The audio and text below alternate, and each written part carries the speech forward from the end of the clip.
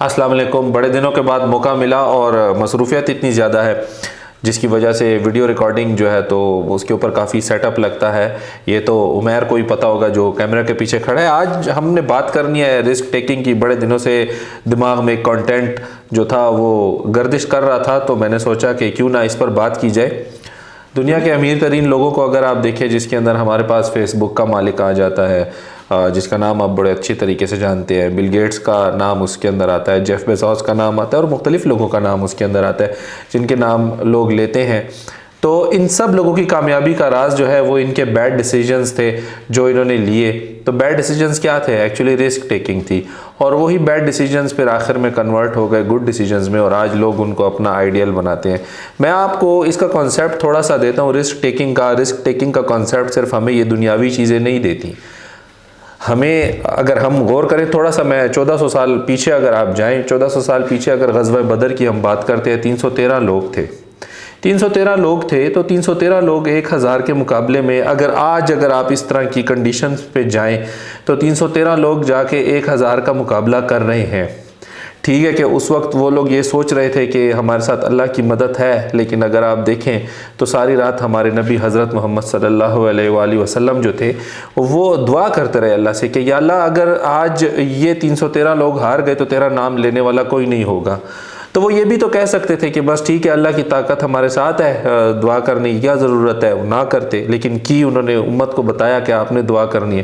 تو سب سے بڑا فائدہ جو آپ کو رسک ٹیکنگ سے ہوتا ہے، جو کہ میری تھوڑی سی ایویلویشن، اور میں نے سوچا کہ رسک ٹیکنگ ایک ایسی زبردست چیز ہے جو کہ آپ کو اللہ کے قریب کر دیتی ہے۔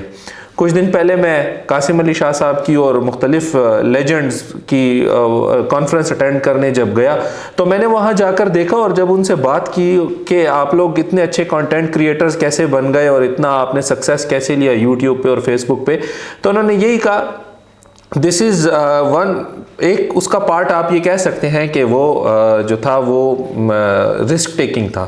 انہوں نے چانس لیے رسک ٹیکنگ کی۔ ایک بندہ بتا رہا تھا کہ میرے پاس بالکل موبائل خریدنے کے پیسے ہی نہیں تھے تو میں نے اپنے کھانے کے پیسے بچا بچا کر موبائل خریدا۔ Now this is risk taking. وہ اپنی زندگی کو، اپنی خوراک کو جو ہے تو سیکریفائس دے رہا ہے اور اس کے بعد وہ انویسٹ کر رہا ہے اپنے گیجٹس میں، اپنے لیے موبائل فونز لیے لوگوں نے، اور پھر جو ٹیلنٹ ان کے پاس تھا وہ لے کر سامنے آئے۔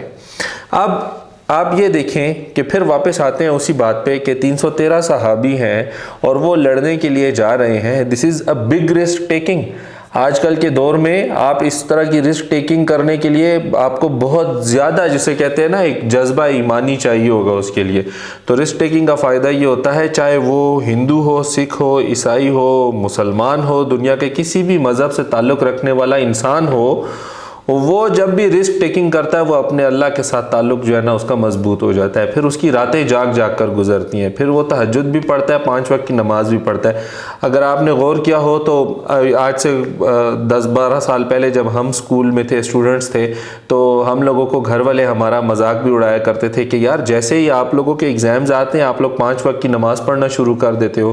اس کانسیپٹ سے میں نے یہ سوچا کہ یار دیکھو، جب بھی کوئی کریٹیکل ٹف سچویشن آتی ہے تو وہ انسان کو اللہ کے قریب کر دیتی ہے، اور ہم اپنی زندگی میں ہمیشہ کمفرٹ زون میں رہتے ہیں اور جتنی بھی ٹف سچویشنز آتی ہیں ان سے بھاگنے کی کوشش کرتے ہیں۔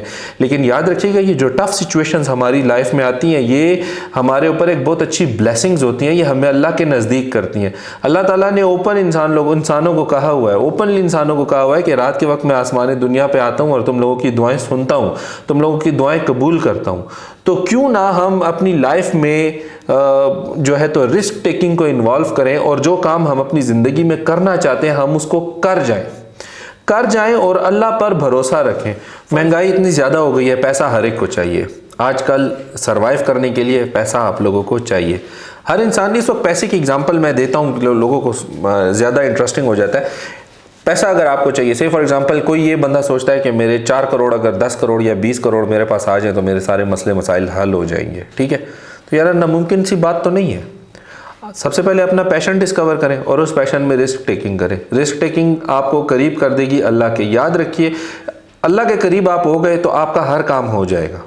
چاہے آپ کسی بھی مذہب سے تعلق رکھتے ہیں، کسی بھی مذہب سے تعلق رکھتے ہیں، رسک ٹیکنگ جو ہے وہ آپ کو اپنے پروردگار کے قریب کر دے گی، کیونکہ آپ کو اس کے اندر یہ خدشہ ہوتا ہے، کیونکہ آنے والا وقت آپ کو نظر نہیں آتا، آنے والا وقت اور گزرا ہوا وقت یہ صرف اور صرف اللہ کو پتہ ہوتا ہے، انسان کو پتہ نہیں ہوتا۔